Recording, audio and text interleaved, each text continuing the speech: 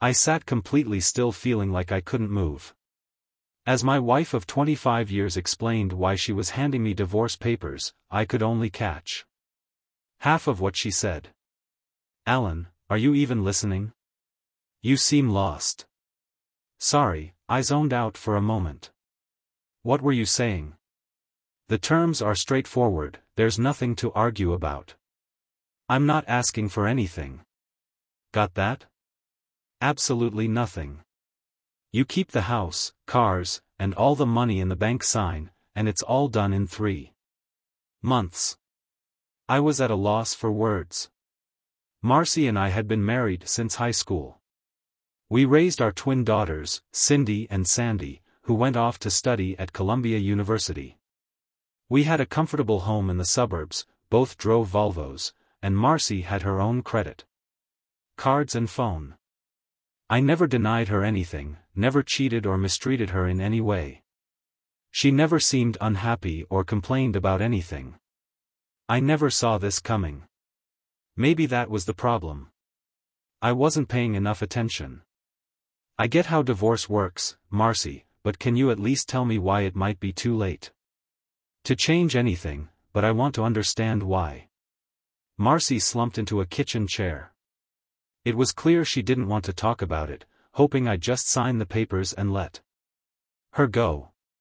Just give me a quick answer, Marcy. What did I do wrong? You didn't do anything wrong, Alan. You were the perfect husband. Sometimes I wish you'd mess up so I'd have a reason to leave, but you never did. You did a great job raising the kids and getting them through college. You always gave me everything I asked for. Even when I was being difficult, you got us a lovely house. My folks really like you. Don't ever think you did anything wrong, because you didn't." She seemed to be about 45 years old. She had a nice complexion and her light brown hair looked perfect, shining in the sunlight. She jogged often, keeping her body toned and tanned during the week. She dressed casually, but she could look glamorous when she wanted to. Marcy thought she was just as perfect as I was, or at least that's what she claimed. I couldn't figure out what was really going on. "I'm sorry, but this doesn't make sense. There must be a reason. You can't just say it's okay and leave it at that. There has to be something behind it. Alan, I'm trying to handle this in a way that won't hurt your feelings or make me look bad. Let's just leave it at that." "No, Alan, I found someone else. He's a real estate developer with a gorgeous apartment overlooking the river and a stunning black Mercedes.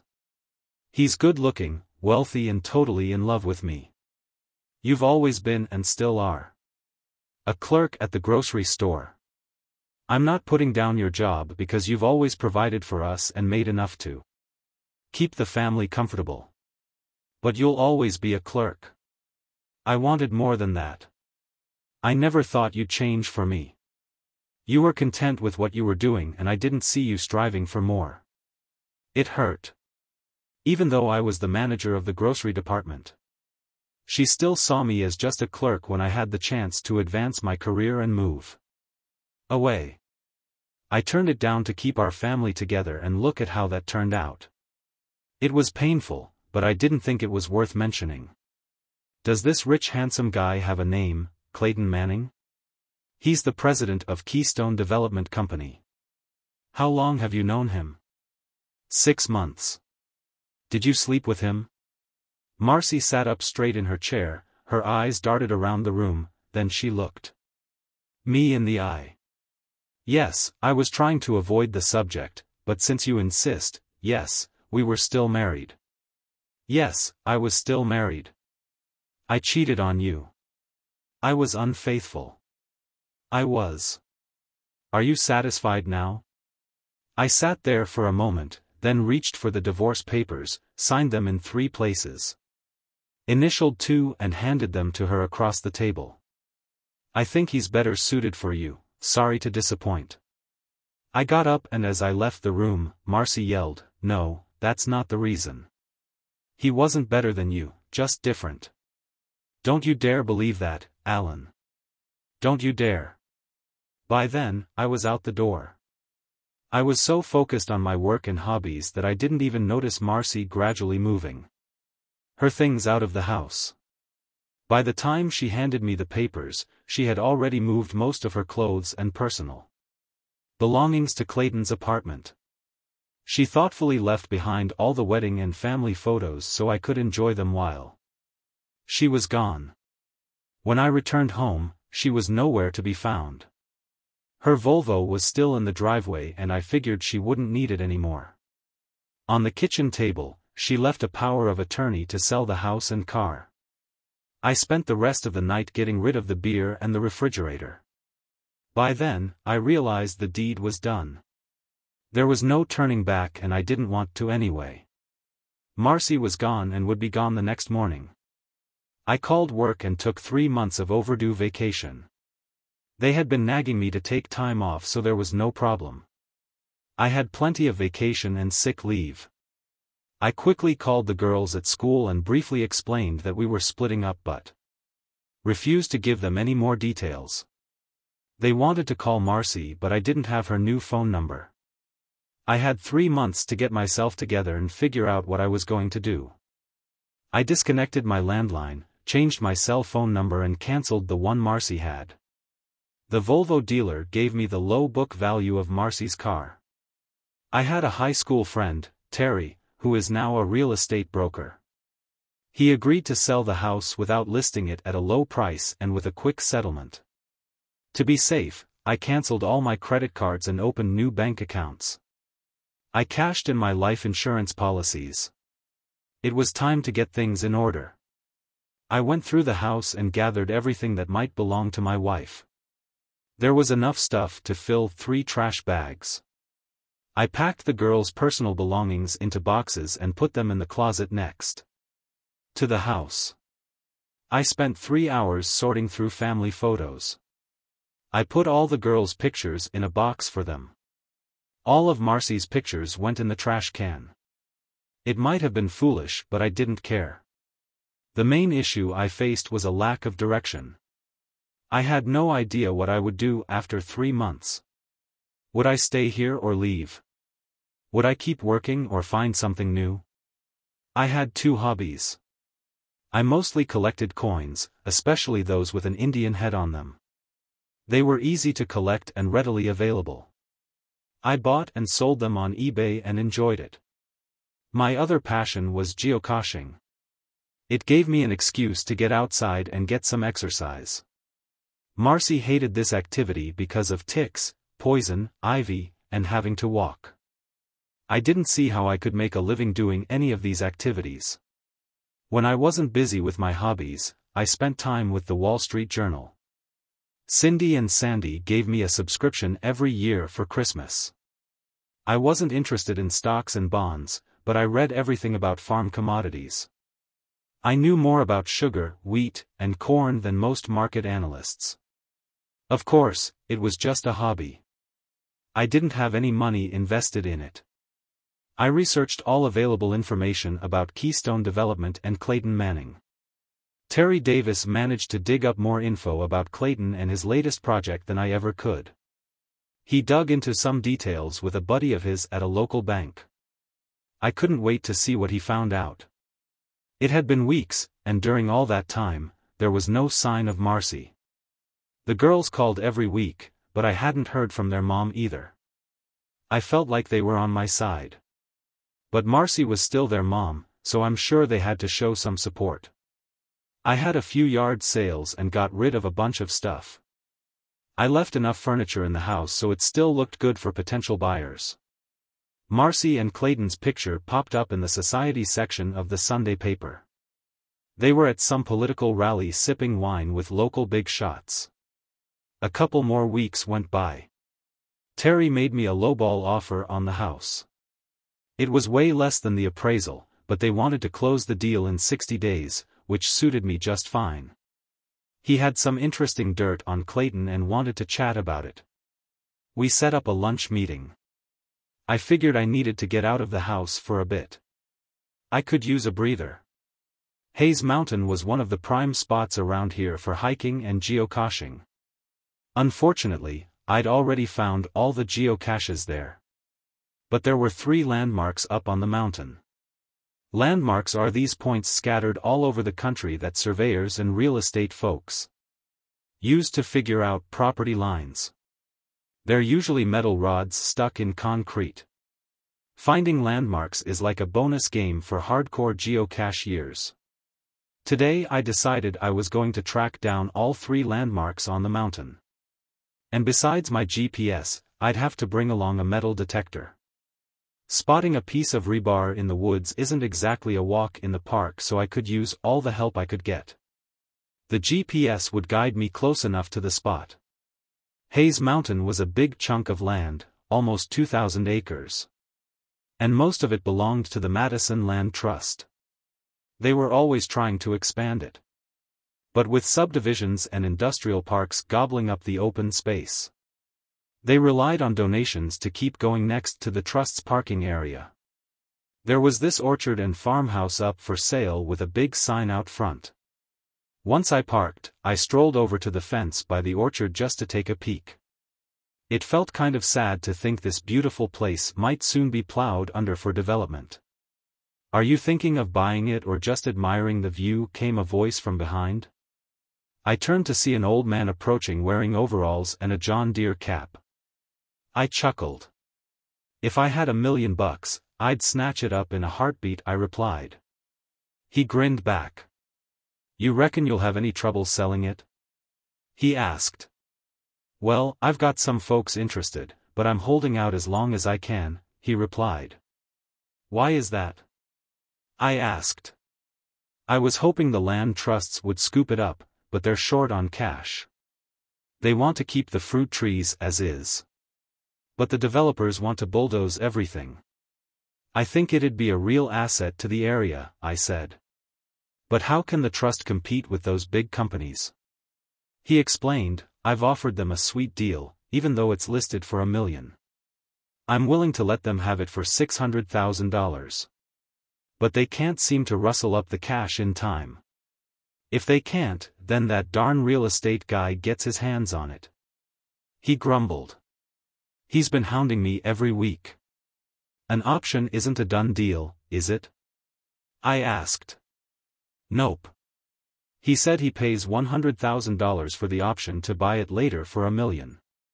If he can't cough up the cash, he loses that money. It's a good deal for me, but I don't want him to win," he added. "He's got the dough locked up, so he's safe. Problem is, he needs all 6 properties for the deal to work. That's why he's offering more than it's worth."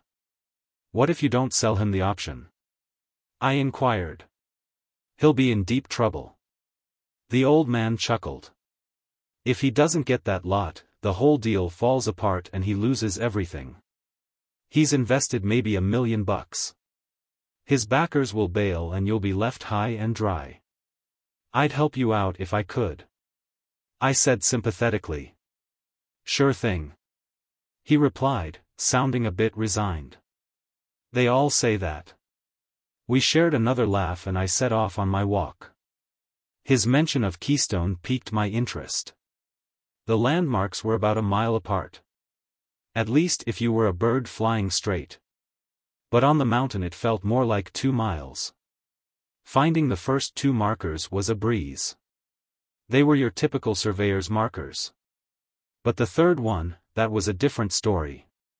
It was older, tougher to locate. Buried under years of forest debris. When I finally stumbled upon it, I discovered a small brick monument with a bronze plaque attached. It was hidden beneath layers of leaves and dirt. I snapped a picture thinking it might be worth sharing in a magazine, and then everything changed. As I moved away from the marker, my metal detector started beeping. It was faint, but it was definitely there. I slipped on my headphones and started scanning the area nearby. After a bit of poking around, I unearthed a small iron box wrapped in oil-soaked canvas. It was rusty, but sturdy with a heavy bronze lock. Normally finds like this on public land are considered treasures and turned over to the authorities. But for some reason, that didn't feel right to me. So I tucked the box into my bag and headed home. On the way back, I couldn't stop wondering about the contents of my little discovery: gold coins, historic documents from the Civil War. The possibilities were endless, limited only by the size of the container. Back at home, I cleared off the kitchen table and carefully examined my find. I didn't want to damage the lock, but I couldn't see any other way in. So I reluctantly decided to sacrifice it with my bolt cutter. Inside the box, I found another layer of oiled canvas. And beneath it, a dozen pennies. But these weren't just any pennies. They were large cents dating back as far as 1793. Surprisingly, they were in remarkably good condition, with no green corrosion. I never really collected large cents myself, preferring Indian head pennies for their value. However, I remembered a book my grandfather left me titled The Quirks of the Penny, which delved into the different types and varieties of large cents.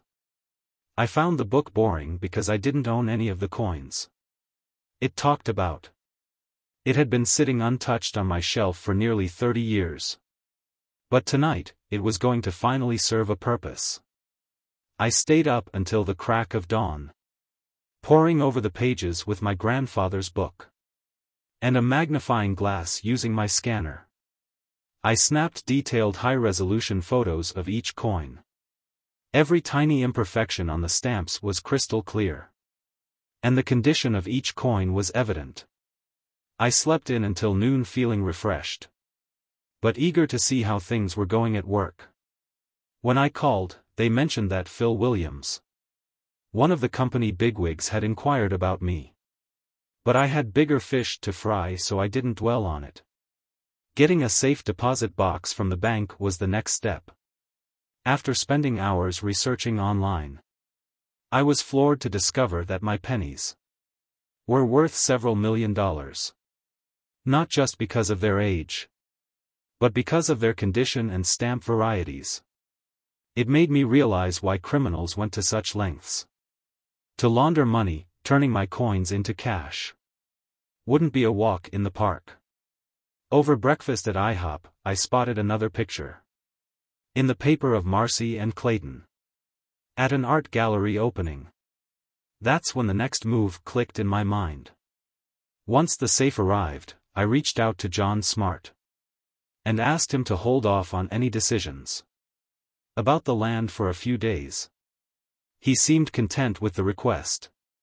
Then I swung by the Land Trust office to inquire about making a donation.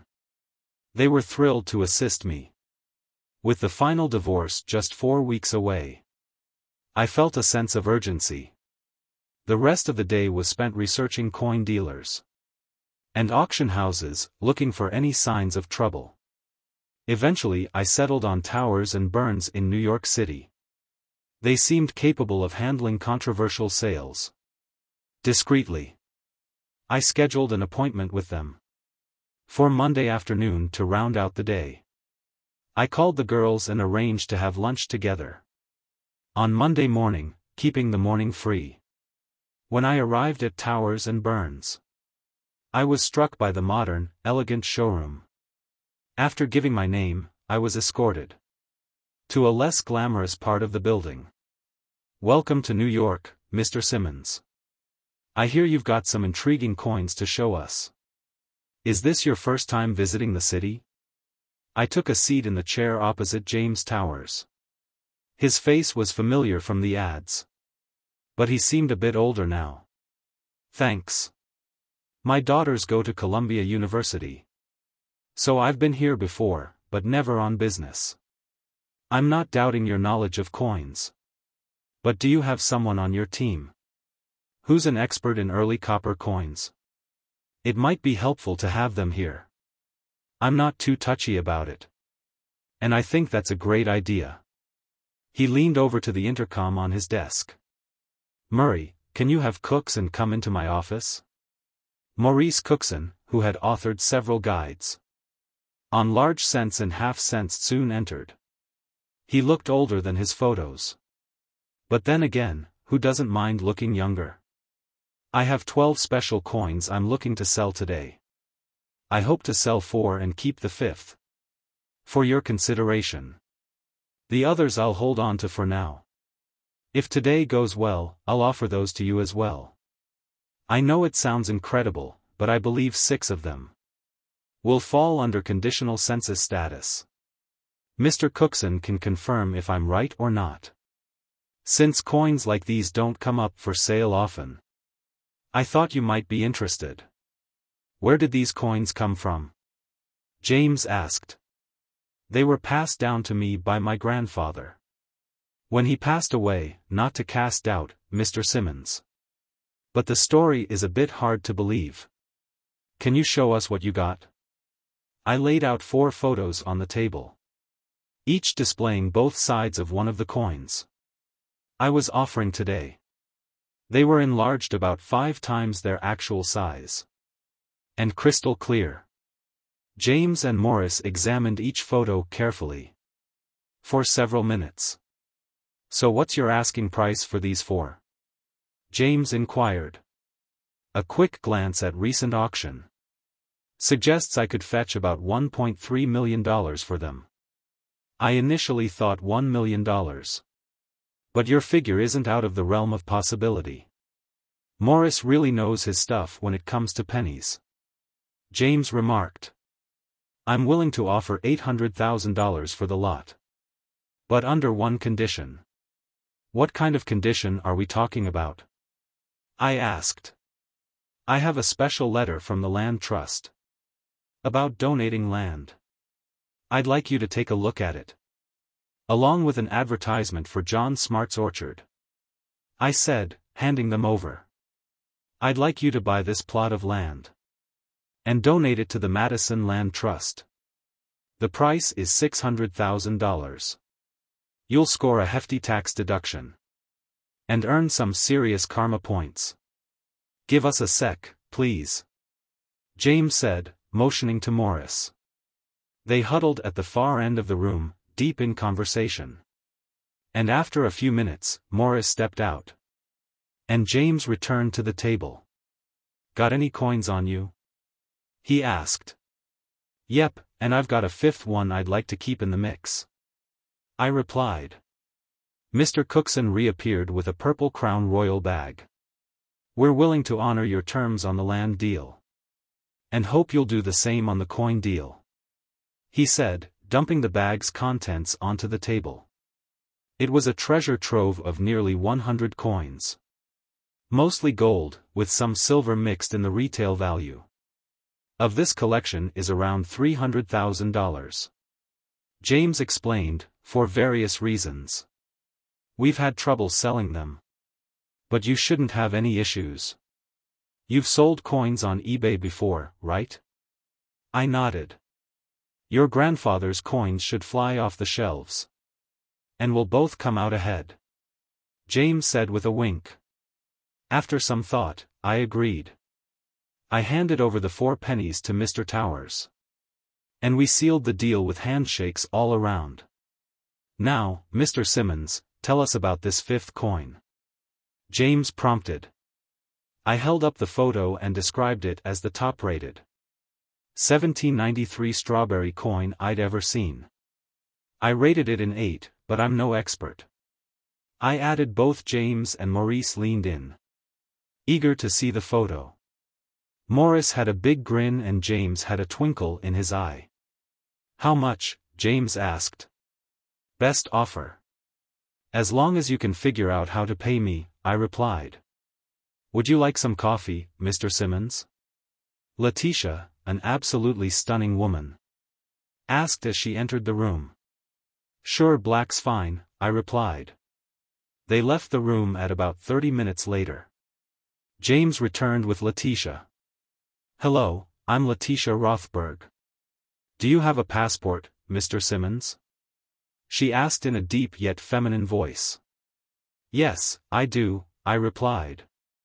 Good, we'll head to JFK shortly to set up a new offshore bank account for you. Do you have anything for Mr. Towers? She continued. I handed over the 1793 Strawberry and James practically lit up with excitement. Thank you, he exclaimed as he left the room. We never settled on a price, but Towers was keen on those 7 coins. Mr. Towers agreed to hang on to the small bag of coins until I got back. And before I knew it, Letitia and I were seated on a plane bound for the Cayman Islands. She didn't say much during the flight. When we landed, photographers were clamoring to snap her picture. She seemed both irritated and amused by the attention. I was clueless as to why she was such a celebrity. It was my first time flying first class. And it was over in a flash. A bright yellow mini SUV awaited us at the terminal. Letitia wasted no time hopping into the driver's seat, flashing her tanned legs in the process. I couldn't help stealing glances, feeling a bit flustered. She seemed to find my discomfort amusing. 20 minutes later, we arrived at a mid-sized condo building. Letitia owned the entire building, but used the top floor as her personal space. Care for anything, Mr. Simmons? She asked as she left the room. Watching her leave was just as captivating as seeing her foot in the terminal. I'm not one to gush over women, but Letitia Rothberg was captivating. We stepped onto a small balcony overlooking the ocean. It was stunning, but the wind was a bit much for my liking. She was probably trying to impress me with the luxurious surroundings. But my mind was more on the new bank account. You're not much of a talker, Mr. Simmons. Don't you have any questions? She asked. It strikes me as odd that someone of your stature would drink beer from a bottle, I remarked. I'd imagine you sipping champagne or martinis instead. I usually think it's best to wait. But I suppose you could tell me why we had to come here to open a bank account. I added, it's a simple secure place to stash your cash. I think it'll serve you well, she replied. You've got 7 more coins after all. That still seems like overkill. I admitted to my relief. We headed back indoors, away from the wind. Can you handle this? Letitia suddenly asked, catching me off guard. I brought you here to be myself for a few days. Her unexpected comment brought a smile to my face. I knew she was joking, but it was a humorous moment nonetheless. She had a great sense of humor, looked stunning, and had a fortune to boot. What more could a guy ask for? If only I were a decade younger. Teasing an old man won't do any good. I joked, and we both chuckled at the situation. Come on, Mr. Simmons. Let's go grab some fresh lobsters for dinner, she suggested. And we downed the last of our long necks before heading out the door. The restaurant was fantastic, but the wine, the hostess pick, didn't sit well with me. I tried to be polite about it, but my discomfort must have been obvious. What's the matter with the wine, Mr. Simmons? She asked. I'm sorry, it's just a reflex. When I was 18, I got sick on cheap white wine. And ever since the smell or taste of it makes me nauseous. I explained. But don't worry about it, it's good wine. A few minutes later, we had 2 fresh, long necks. Strangely, there wasn't much conversation during the meal at the end. We each had a slice of key lime pie and sipped on coffee. So, tell me about yourself. Are you married, any kids? What do you do for a living? She inquired, eager to learn more about me. We've got all night, and I'm curious about how we ended up here, she added. That's a lot of questions. I chuckled. I have 2 daughters, both studying something in international banking at Columbia University. To be honest, I'm not entirely sure what they're studying. I just foot the bill. That's fascinating. I actually have a master's degree from Columbia. And occasionally lecture there. I've met both of my daughters. I continued. Did you see them this morning? She asked. We had lunch together. They're not too thrilled when I make them skip class. I replied with a smile. You must have tied the knot early. If you've got 2 daughters in college, she observed. Yeah, it does sound like a line from a movie. I chuckled. I felt at ease with this Mediterranean beauty. I could have talked to her for hours. As for me, I'm currently separated from my wife. It's a strange word to use. I admitted she left me for some rich wheeler-dealer. He's probably into building shopping malls. Or business complexes, given his fancy car. And big apartment. She said she's decided to move on. And the divorce should be finalized in about 4 weeks. That's a flimsy excuse to end a good marriage. She remarked sympathetically. Yeah, I thought everything was fine. Until she met this guy. I guess she was never happy with my career choice. I reflected. I had chances to move up, but she didn't want to budge. I wasn't thrilled about it. But I thought it was necessary to save the marriage. Now I just feel empty. And what about you? I asked, turning the spotlight back on her. There was a moment of silence. How do you tell a beautiful, wealthy, successful woman that you manage a grocery store? She noticed my unease and responded accordingly, saying, It's not a big deal. We can chat about it later. No, it's fine. I'm not embarrassed about what I do, I assured her. It's just that being a grocery manager at a supermarket isn't exactly a glamorous job. That impresses the ladies. My daughters don't mind. But my wife often conveniently forgot to mention it in conversations. I could tell it bothered her. Do you enjoy your work? She asked. Yeah, I do. And I'm pretty good at it. I replied as the server brought more coffee and cleared the table. Mr. Simmons, I know we've only just met. But I believe first impressions are important. So what's your first impression of me? She inquired. Her question put me in a bit of a tight spot. If I told her what I really thought, I might push her away. But if I tried to flatter her, she'd see right through it and think I was insincere. What should I do?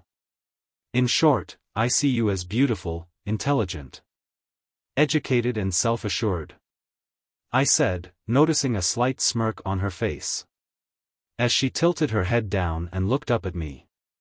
I was hoping for honesty, she admitted. I'm sorry, but we were having such a nice evening. I didn't want to spoil it. I apologized. Do you really have such a low opinion of me? She questioned, her tone turning serious. Maybe that's why your wife left you for another man. If you hadn't always tried to please her, your marriage would have been stronger. Her words stung. But I had to admit there was some truth to them. You use your beauty and charm to get what you want. You're accustomed to getting your way. And I sense a bit of a spoiled attitude. You toy with men but fear commitment. Yet you seem savvy with money, knowing how to spend and invest wisely. If you weren't so focused on proving yourself equal to any man, you might actually make a good mother. I said, feeling uneasy, but also a bit irritated by her earlier remark about my marriage. For a moment, we just sat there silently, staring at each other. Do you really think I'd be a good mother? She asked, her tone softening. Suddenly, the tension eased and the mood lightened. As we drove back to the condo. My knight is Letitia Rothberg. Supposed bedslaved turned out to be rather dull. It's hard to get intimate when you're in separate bedrooms. But that was fine by me because I wasn't expecting anything. Anyway. The next morning, I woke up to find a breakfast spread of fruit, pastries, and hot coffee waiting for me, along with a copy of the Wall Street Journal. The wind had died down and I enjoyed a relaxing moment on the balcony overlooking the Caribbean. I could definitely get used to this. About 20 minutes later, Letitia joined me, playfully snatching part of the newspaper. As she settled in, we sat there quietly absorbed in our reading and enjoying our coffee as if it were a routine we'd been doing for ages. Despite only knowing her for less than a day, everything felt so natural and easy with her.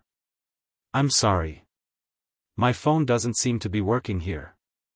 And I really want to call my daughters, I mentioned without hesitation. Letitia offered me her cell phone. Go ahead, it's all yours. Hey, Cindy, it's Dad. Where are you? Is everything all right? I asked anxiously. The cell phone showed London as her location. Dad, I'm in the Cayman Islands and everything's fine. I'm just staying with a friend. Had to borrow her phone to call you, since mine's acting up. Cindy explained. They showed a picture of you on TV last night, getting on a plane with Letitia Rothberg. What's going on? I pressed. That's the friend I mentioned. What's the big deal? Cindy responded. Why are you with her? You need to be careful, Cindy. Letitia Rothberg is a shark. She's ruthless. I warned her as Letitia walked by with the tray of breakfast from the balcony. I introduced her. This is Cindy, my daughter. She's in New York. Cindy heard me mention Letitia's name and let out a groan over the phone. I could hear her and her sister, Sandy, discussing something quickly on the other end. Why are you there? How do you know her? What? Are you coming home?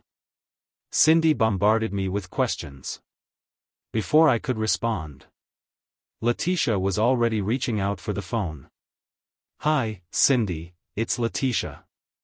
Your dad told me about you and your sister. I'll be in New York tomorrow, and would love to have lunch with both of you. Where should I pick you up? Of course. I couldn't hear Cindy's response from my end of the conversation. All right, Cindy. Talk to you later. Bye, Letitia said, handing me back my cell phone. Your daughter said goodbye. Looks like we're having lunch tomorrow. I'll be on my best behavior, even if they think I'm a shark. She chuckled, heading to her room. An hour later, we found ourselves at the Federal Reserve Bank of the Cayman Islands, with Letitia as guidance. I set up my first offshore bank account 20 minutes later. I saw that my new account had been credited with $4 million from Towers and Burns. It seemed like a fair price for 215 pennies. After our meal, she arranged for a friend to take us to feed man to raise over dinner. I inquired about her job at Towers and Burns, and discovered she actually owns 60% of the company. So what else can you tell me about yourself? I prodded, feeling a bit embarrassed about my lack of knowledge regarding her. I was born and raised in London. My dad's Syrian and my mom's Turkish. I hold an MBA from Columbia University. Relationship-wise, I've been engaged twice, but haven't been in anything serious for over 3 years. I've learned not to trust men who show interest in me. Call it cynicism, but I often feel like they have ulterior motives, she shared. That's unfortunate. I responded, feeling a pang of sympathy. I was hoping for a ride back to the condo. Does that mean you don't trust me? You big jerk, she teased. I'm sorry if I seemed insensitive, I didn't mean to. It's just hard for me to relate. I apologized, feeling a bit sheepish. All right, let's just relax. We have a party to attend. She changed the subject, steering the conversation towards lighter topics. Later that evening, we found ourselves At a cocktail party in a prestigious hotel. She was the center of attention. Everyone treating her like royalty. I, on the other hand, tried my best to blend into the background, feeling out of place in my New York street clothes. Initially, Letitia felt obligated to stick by my side. But I encouraged her to enjoy herself and let me fade into the scenery where I felt more at ease. However, she kept checking on me throughout the night. I ended up engaging in conversation with a couple of Hispanic gentlemen, cattle ranchers from Argentina. Our discussion started with soccer and eventually veered into fishing. Despite my limited knowledge on the subjects, I tried to keep up, mostly nodding and smiling along. Then the topic shifted to investments. When Ramon York brought up his interest in winter wheat, I listened intently as he explained his investment plans. Although I couldn't help but wonder how someone with his apparent wealth could invest in something he seemed to know so little about. My poker face slipped, revealing my confusion. "Mr. Simmons, your expression tells me you're not on board with the winter wheat investment idea," Ramon observed, catching me off guard. My attempt to remain unnoticed had failed miserably. "I apologize, Ramon. I'm not really savvy when it comes to investing. And this topic is a bit beyond my expertise." I admitted, opting for a casual first-name basis to ease my discomfort. "But I have a feeling you've got some thoughts on the matter," Ramon persisted, trapping me into sharing my opinion. Feeling cornered, I mustered a weak smile. "I think I need another drink," I deflected, buying myself some time. For the next hour, I listened as an Alabama greengrocer elaborated on the promising winter wheat crop in Alberta and Saskatchewan, countering the poor harvest in the States. His explanation was thorough, but my mind struggled to keep up with the complexities of the discussion.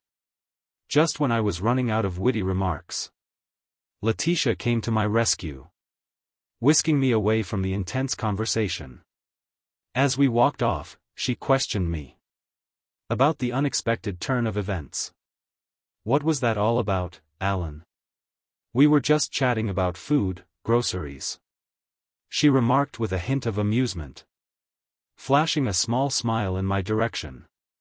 The following morning, we flew back to New York, where a swarm of photographers awaited Letitia's arrival. A courier from Towers and Burns handed me a package containing the coins I had left behind.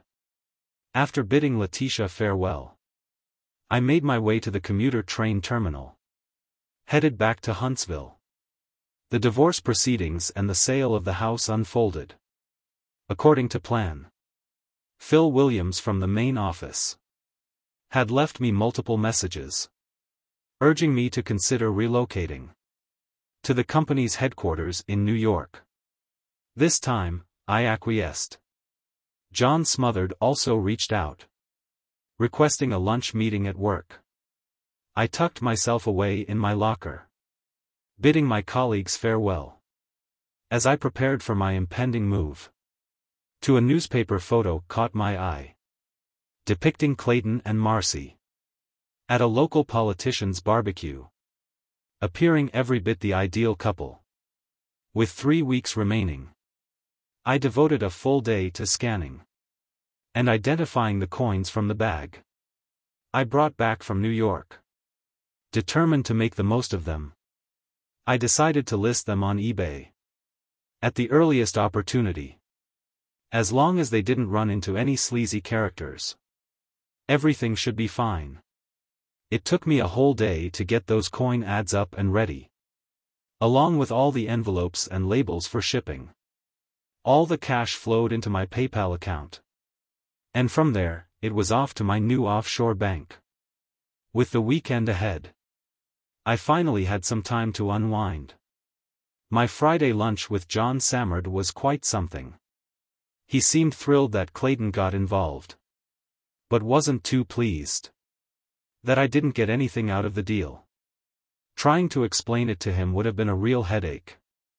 Lunch went smoothly. And as he was leaving, he handed me the deeds to 5 acres of land on the outskirts of town. Seems like good deeds do get rewarded. Not long after parting ways with John, my cell phone buzzed. Cindy and Sandy were touching down in Nashville in a couple of hours, giving me plenty of time to pick them up. They opted for Nashville because the airfare was way cheaper than flying into Huntsville, and they were watching their wallets. It was a breeze getting there and scooping them up. Cindy couldn't wait to gab about LSH. The lecture hall was packed with over 300 students for an advanced corporate finance course. Mid-lecture, the professor paused to introduce Letitia to the class, and she strutted in like she owned the joint. After addressing the class for about 10 minutes, she invited 2 students to lunch at the Western Hotel. You can imagine our shock when she called out our names. "So you guys liked her?" I asked as we hit the road. "She's incredible, Dad. How on earth did you manage to meet her?"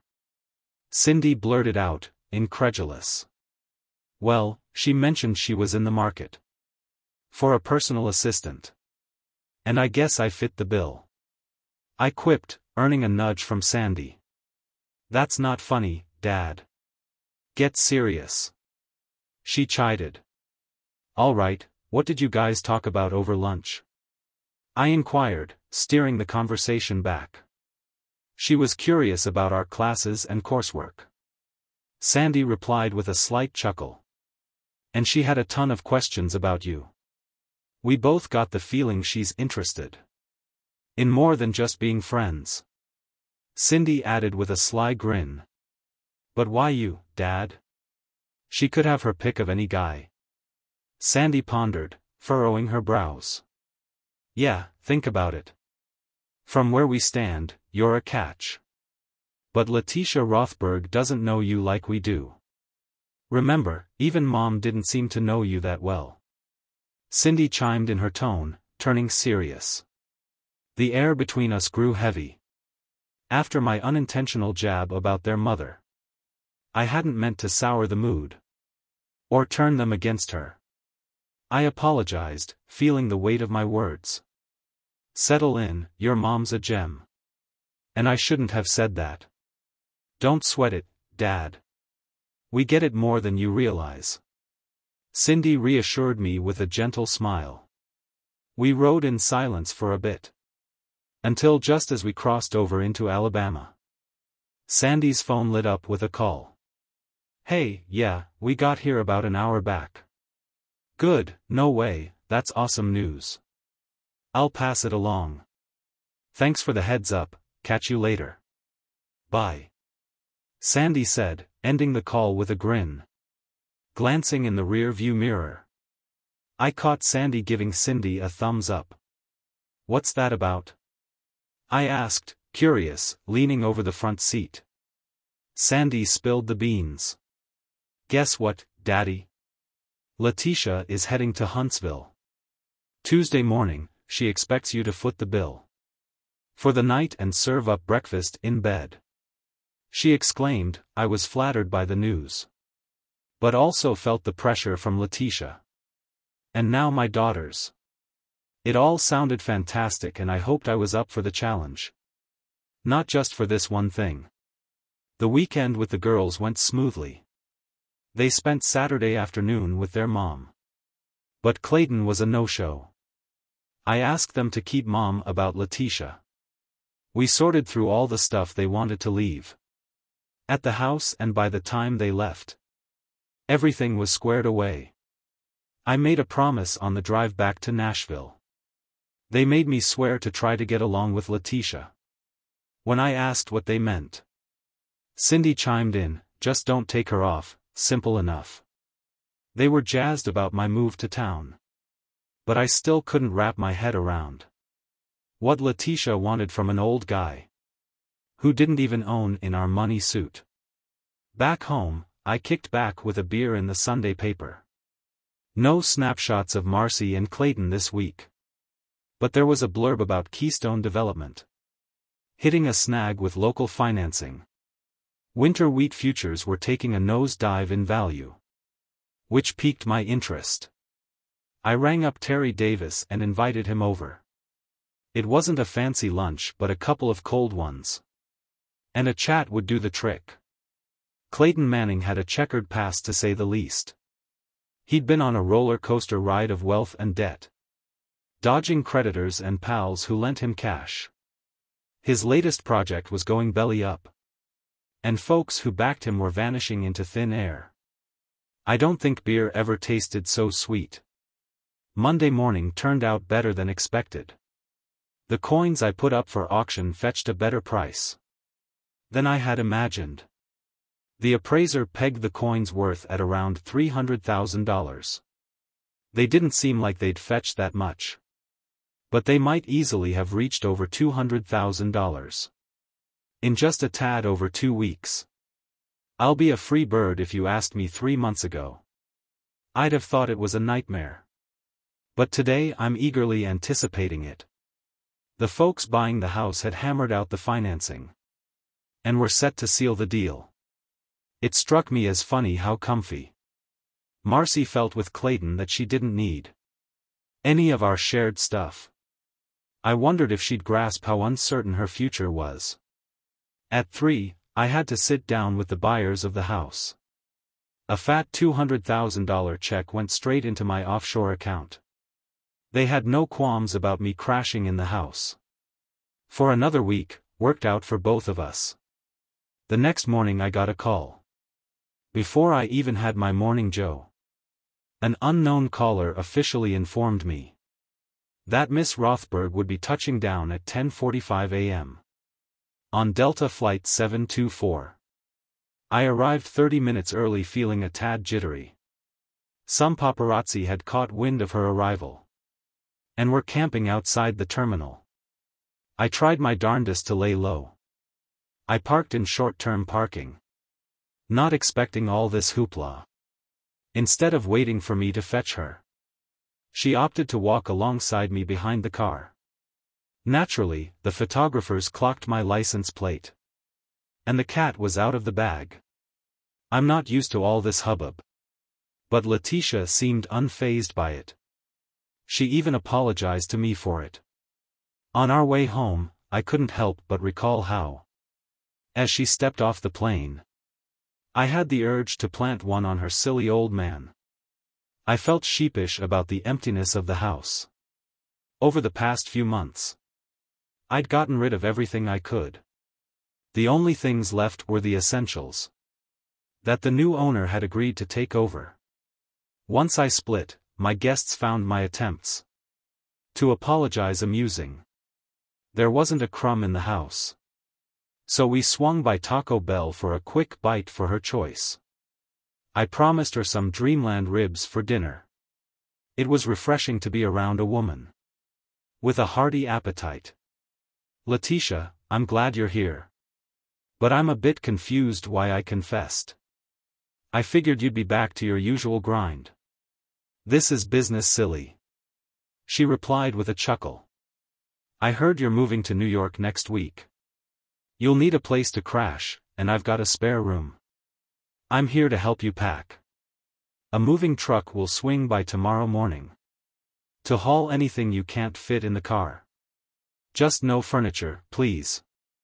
How did you find out I was moving? I asked, genuinely surprised.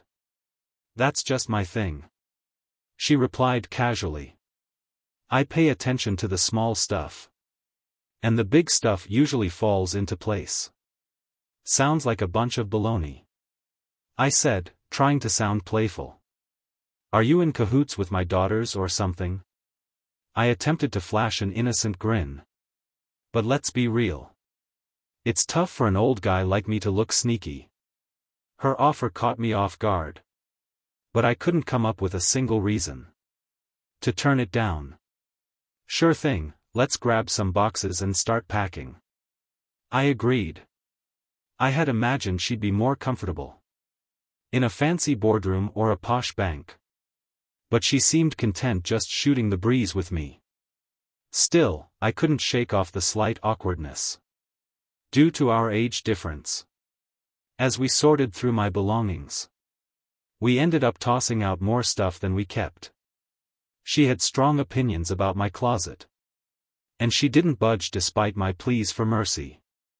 She promised to take me shopping for some decent clothes once I got settled in New York. Once we finished packing, there were more boxes than would fit in my car, but not quite enough for a moving van. I hoped she had arranged for a small truck. I set aside my laptop and a little inkjet printer to check on an eBay auction. We were just about to sit down for dinner when another surprise popped up. A delivery van pulled up in front of the house. Letitia and I watched as the driver, dressed smartly, hopped out with a clipboard. "Are you Alan Simmons?" he asked. "I've got a delivery for you." "Where do you want it?" "What in the world is this?" I muttered, puzzled. "It's from Mr. Ramon Jordan," the driver explained. "Got space in the garage." The spot where Marcy's Volvo used to sit was now vacant. I pointed in that direction and nodded. I caught Letitia covering her mouth, trying to stifle her laughter. I guess she found my confusion amusing. 5 minutes later, I was staring at a sleek orange sports car parked next to my old Volvo. "What the heck is this?" I exclaimed with a hint of pride, the courier declared. "This year's a '28 Lamborghini Gallardo Spider Superlager. A model, ain't she a beauty?" Letitia could hardly contain her giggles. She wasn't making a scene, but it was clear she was thoroughly enjoying herself. I signed off on the delivery and watched the courier leave and his fancy get up. I had no clue what I'd do with my new gift, but one thing was for sure. I wasn't lugging it all the way to New York. Miss Funny Pants here could keep her fancy wheels. My guest still had a smile plastered across her face. As we drove off, I ordered up a full rack of ribs and a couple of brews here to fill me in on the deal with the car. I asked, curious. "Ramon, what big on winter wheat?" Everyone thought he was nuts as prices started to tank. But he doubled down on contracts, and in less than a week, he raked in over $40 million.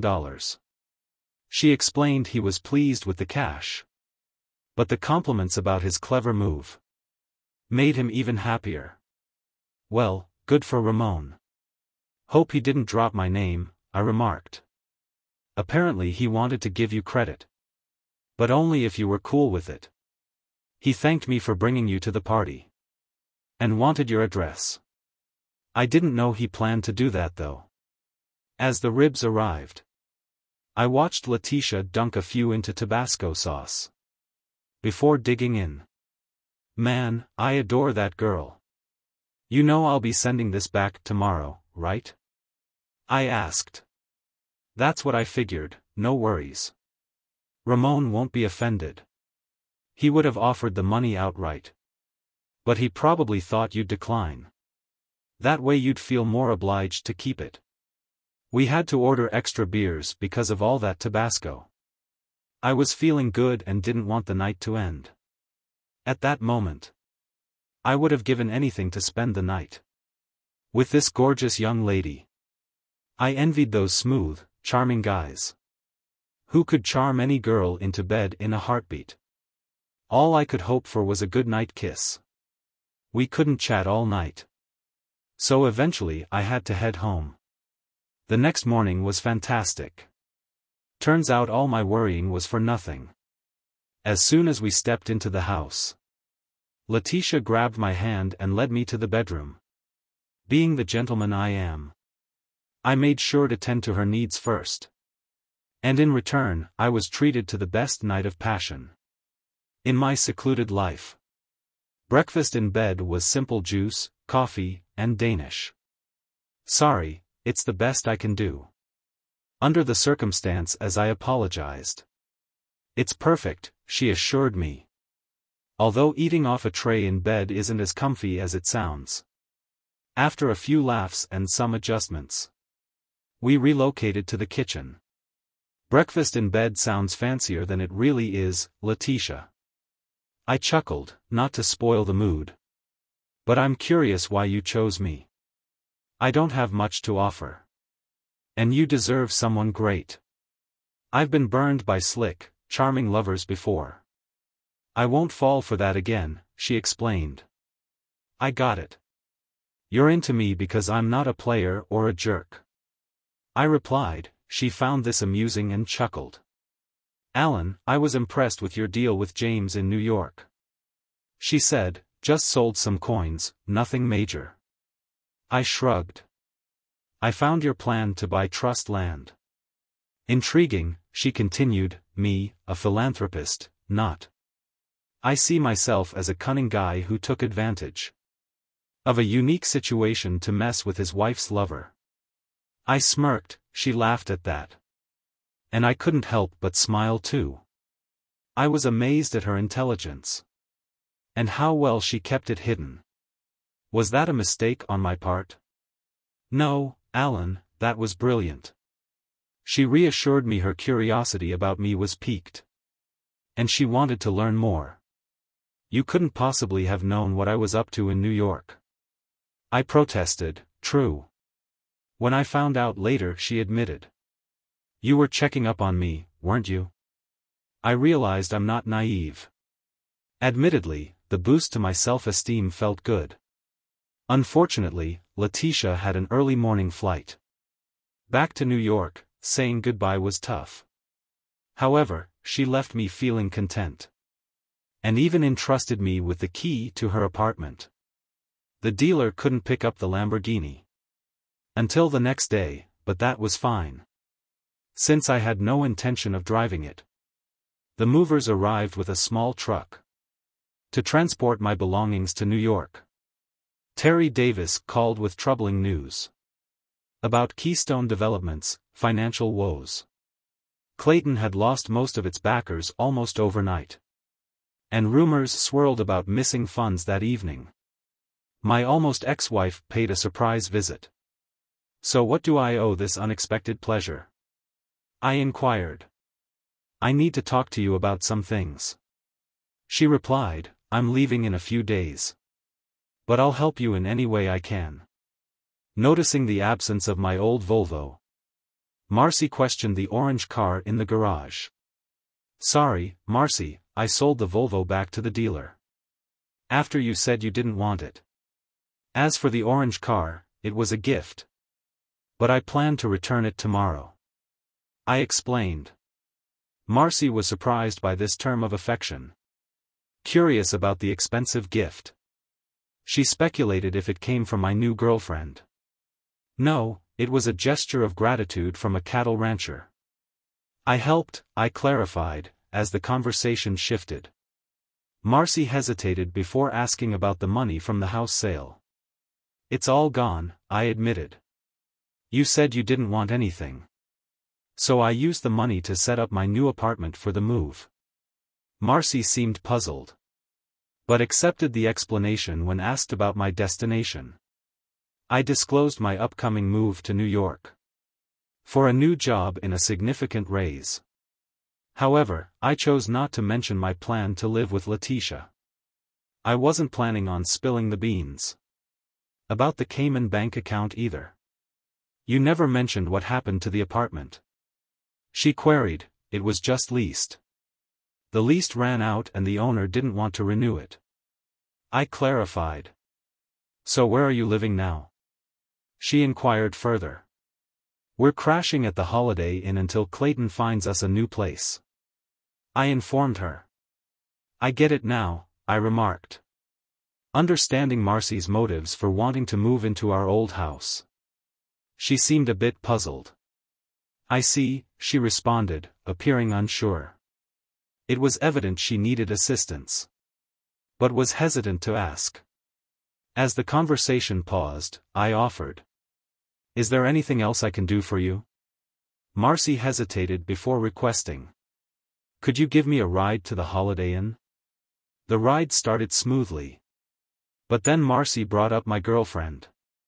Tell me about her, she pressed. She's not exactly a girlfriend.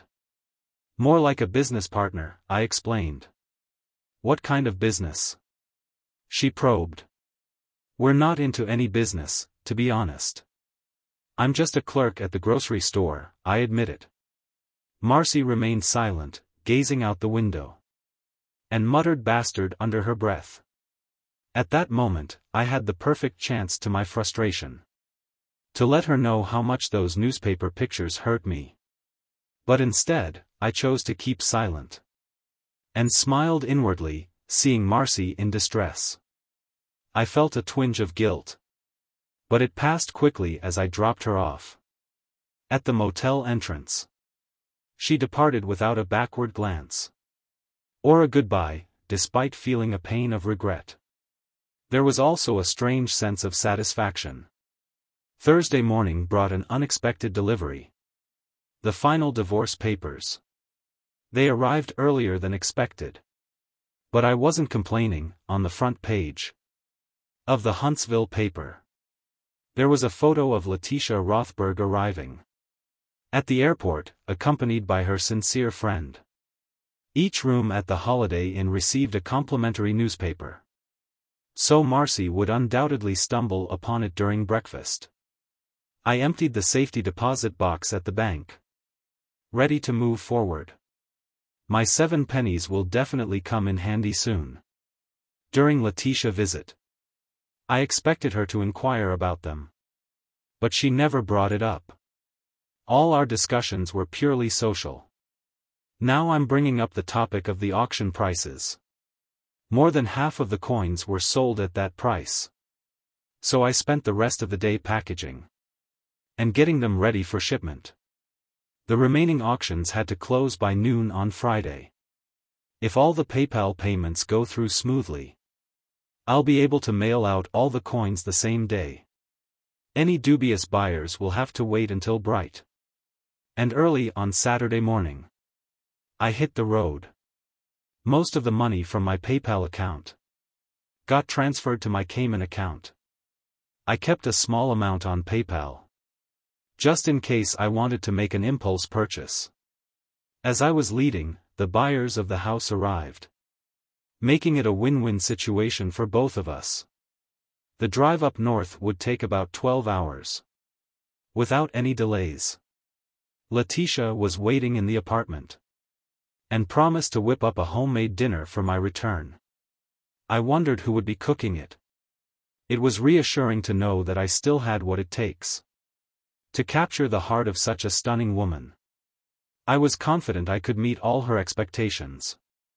Just as I was crossing into Virginia on Interstate 81, Cindy gave me a call. It turns out Clayton Manning had skipped town, leaving Marcy stranded without a car or a place to stay. Thank you for taking the time to hear today's stories. If you enjoyed listening, please like and subscribe, if you have not already. Also, leave a comment below with your thoughts on what transpired. If you have a tale to share with me regarding your own or someone else's circumstance, please do not hesitate to contact me. Take care.